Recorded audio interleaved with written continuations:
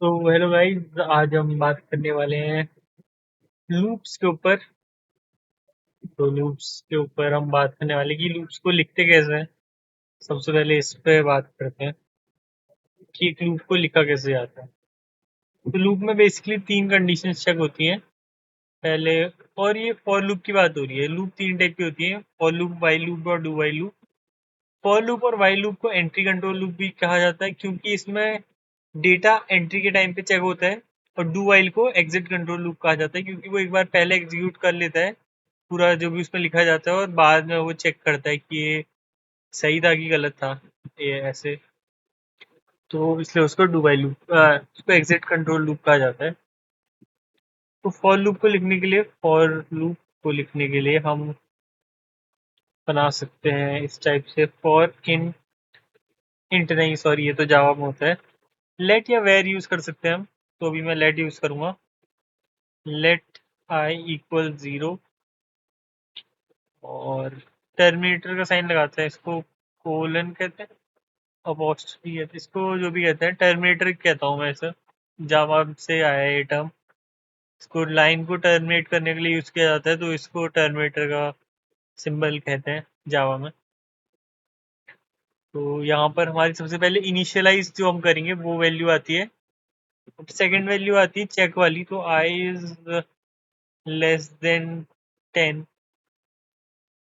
तो यहाँ पर चेक लगा दिया कि आई जब तक 10 से कम रहेगा तब तक हमें करनी है एग्जीक्यूट लूप।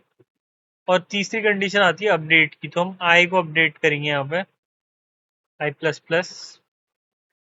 और यहाँ पर हम कंसोल लॉग करा लेंगे अपनी आई की वैल्यू को नहीं, सॉरी, हेलो वर्ल्ड प्रिंट कराते हैं।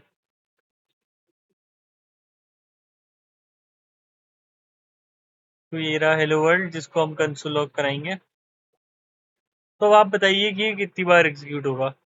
0 से लेकर 10 तक चल रही है ये वैल्यू, 0 से लेकर 10 तक है इस। तो बताइए यहाँ पर क्या आएगा। तो एग्जीक्यूट करके देखते हैं कितनी बार हेलो वर्ल्ड प्रिंट होगा। तो मेरे को लग रहा है 10 बार प्रिंट होगा हेलो वर्ल्ड। रिफ्रेश करते हैं, तो 10 बार प्रिंट हुआ है, क्योंकि हमारी लूप 0 से स्टार्ट हुई थी और वो गई पूरा 10 तक।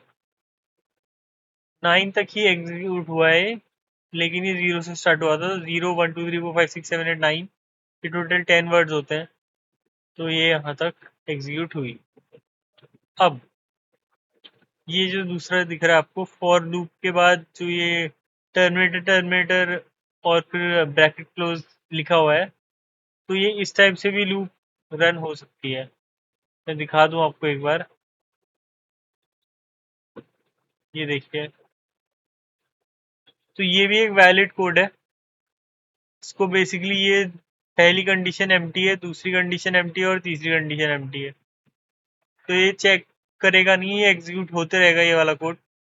और एक वैलिड कोड है, तो इसको भी एक बार रन करा के देखते हैं। शायद मेरा ब्राउजर क्रैश कर जाए, पर फिर भी ये देखिएगा इस क्या स्पीड से रन हो रहा है ये। ओके, ये तो रन होते ही जा रहा है, इसको काटना पड़ेगा। टू। हाँ, तो लेट के अलावा हम वेर भी यूज कर सकते हैं,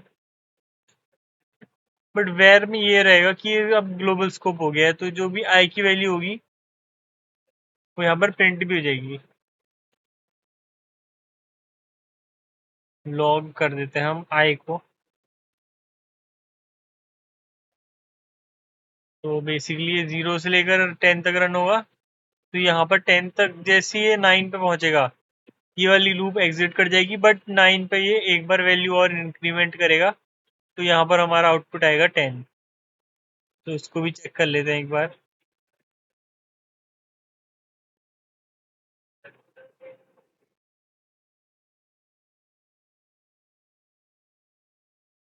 ये देखिएगा, इस आउटपुट आया 10।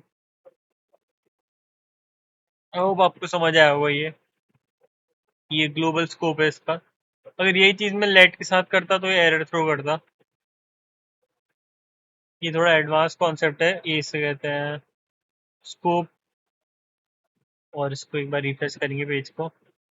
Uncaught reference I is not defined, देखिए तो ये हमने लेट के साथ डिफाइन किया। लेट ES6 का फीचर है, तो इसको ज़्यादा यूज़ करते हैं क्योंकि इसकी वजह से एरर नहीं होता है थ्रो। क्योंकि अगर वेर में बाहर डिफाइन करता आई को, और मैं फॉर लूप में भी आई को वेर से डिफाइन करता, तो कॉन्फ्लिक्ट्स आते, ये उसको ओवरशैडो कर लेता। तो हमने लेट से डिफाइन करना चाहिए जहाँ भी यूज़ करना चाहिए इसको। ओके गाइस, तो अब जैसे हमें नंबर्स प्रिंट करना है 1 to 10, तो यहाँ पर आई को डायरेक्टली प्रिंट करवा देंगे और इसकी वैल्यू 0 से लेने के बजाय 1 से लेंगे, और लेस देन जो लेस देन इक्वल टू 10 लगा देंगे, तो हमारे वैल्यूज नंबर्स प्रिंट हो जाएंगे 1 to 10। ये देखिए गाइस, तो ये आपसे कोई नहीं पूछेगा, वो पूछेंगे आपसे कि रिवर्स में कैसे प्रिंट कर सकते हो 10 to 1। तो वहां पर आपको सिंपली ये करना है कि यहाँ इनिशियलाइज को 10 से करना है, और चेक लगाना है आपको greater than, less than, equal to 1। हाँ ये सही है। और प्लस प्लस की इंक्रीमेंट की जगह आपको डिक्रीमेंट करना होगा। तो ये रहा कोड आपका, और इसको रन करके देखते हैं। कुछ तो गड़बड़ हुई है guys. I is less than equal to, okay I is greater than equal to, sorry. तो अब चेक करते हैं इसको। देखिएगा इस 10 से लेकर 1 तक रिवर्स में प्रिंट हो गया है ये। तो ये आपसे रिवर्स में प्रिंट हो जाएगा, तो आप कंफ्यूज मत होना, बस इतना सिंपल सा है इसका कोड। तो अगली बार हम डिस्कस करेंगे थोड़े और इसकी फीचर्स, जैसे कि sum of printing the even numbers. खाली इवन नंबर प्रिंट करने हैं, तो कैसे करेंगे?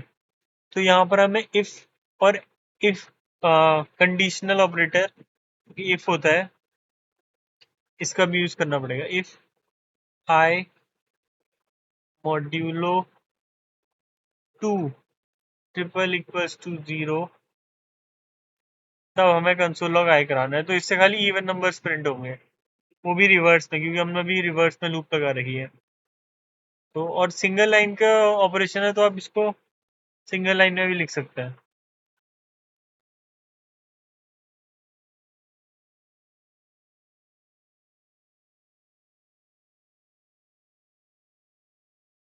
तो अब इसको रन करके देखते हैं। ये देखिएगा इस 10 8 6 4 2, ये सारे इवन नंबर्स हैं। और इन्हीं को अगर हमें सीक्वेंस में प्रिंट करना है, तो यहाँ 0 से स्टार्ट कर लेंगे,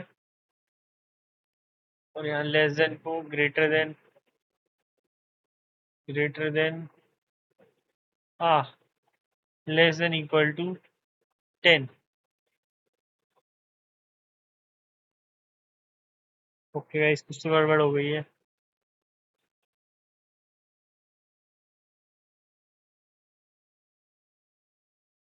ओके ओके, अब प्लस प्लस लिखना था।